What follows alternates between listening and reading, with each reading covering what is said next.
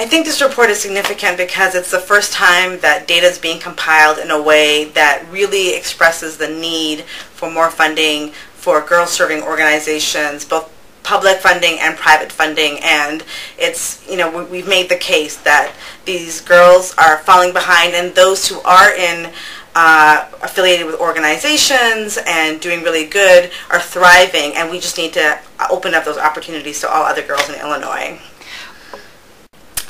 My hope is that when people read this report, they have that aha moment. They have that, why aren't we doing more for our girls? Why aren't we doing more, period? Why aren't we doing more for our girls? That they deserve they deserve a life that is full of opportunities. And we don't want to be talking about interventions 10, 15 years down the road when these girls are unemployed, are homeless, are giving birth to their own children who are then having children as teenagers. We want to talk about the need now and talk more about prevention and solutions so that we really are leveling the playing field when it comes to girls in our communities.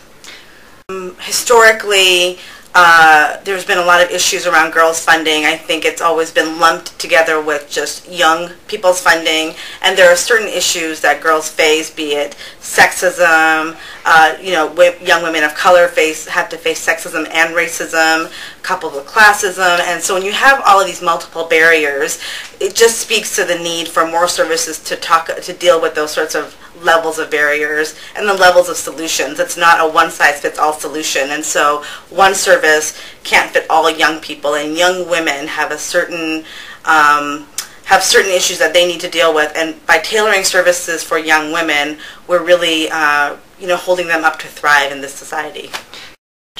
I think some funders understand the message and they're not sure what role they play.